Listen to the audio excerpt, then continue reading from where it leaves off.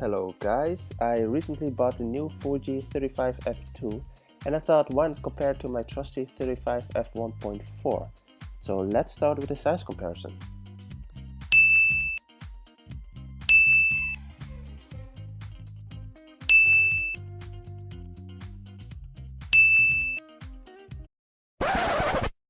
Okay, this is silly. You probably know about the size. The small plastic hood of the new 35F2, the stiffness of the aperture ring, and that one is weather sealed. Yes, textbook stuff. But you're probably more interested in knowing how it focuses, what the bokeh is like, and other stuff that one tends to neglect when reviewing this lens. So let's do this.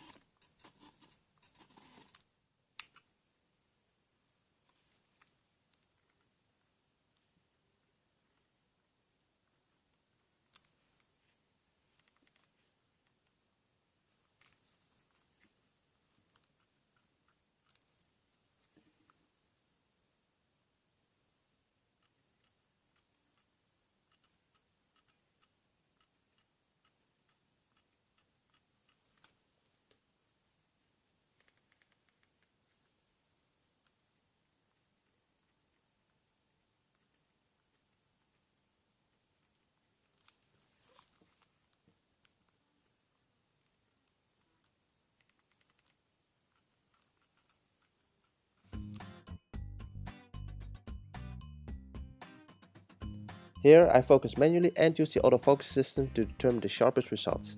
I know it's not the most interesting subject, but since I didn't have time to go out and find better subjects, you have to bear with me.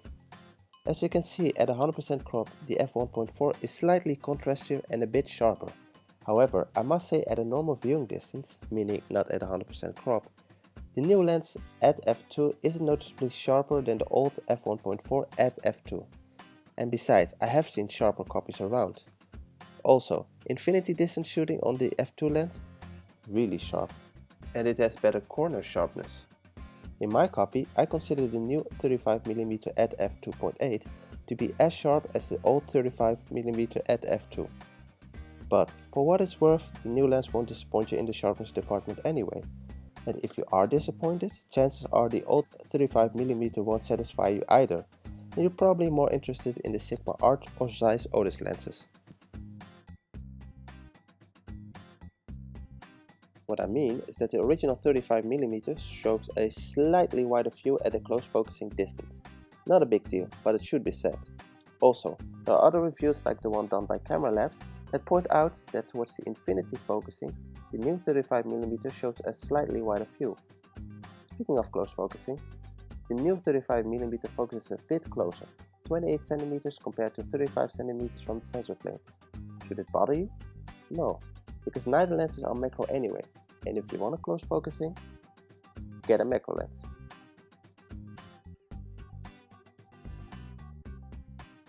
Obviously, at f1.4 the bokeh is creamier than the bokeh at f2. However, set them both at f2 and there's no difference. But is there? Well, I shot these chandeliers at the same focusing distance, and the new 35mm bokeh is significantly better looking, with far less chromatic aberrations. The old lens seems to be plagued with onion-like rings, giving it a far busier appearance at times. Not all times, mind you. I just picked the worst case scenario. Also, due to the 9 aperture blades compared to the 7 aperture blades of the old lens, bokeh stays nice and round on the new lens.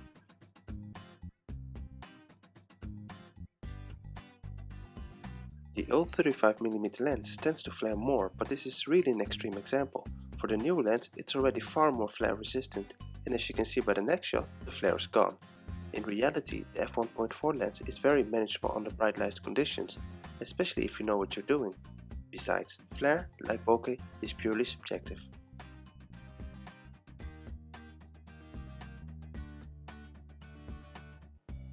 Now the biggest drawback of this new lens is that it's suffering from barrel distortion. This is somewhat corrected when shooting JPEG, but you really start noticing with the RAW files.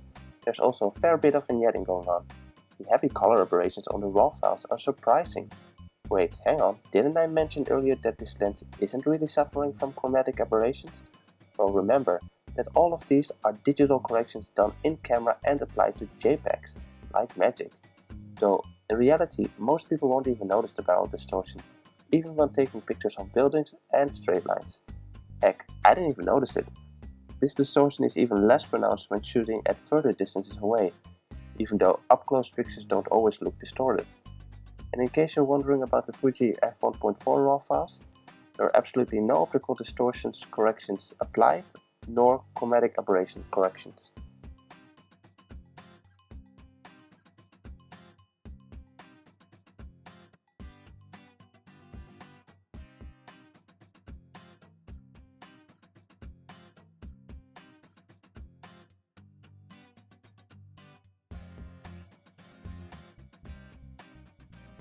As this is purely subjective,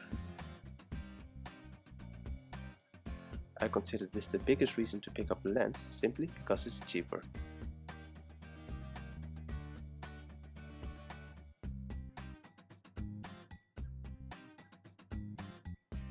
This really depends upon your copy. There are bad f1.4 lenses and there are really sharp f2 lenses. Plus, the f2 does have a better corner sharpened, so this might be a reason for buying a new lens. Fujifilm made a truly remarkable lens, but not without its flaws. But overall, I feel it's the better package to get, especially if you can give up that extra stop of light. But there are still valid reasons to keep it or even buying the old 35mm.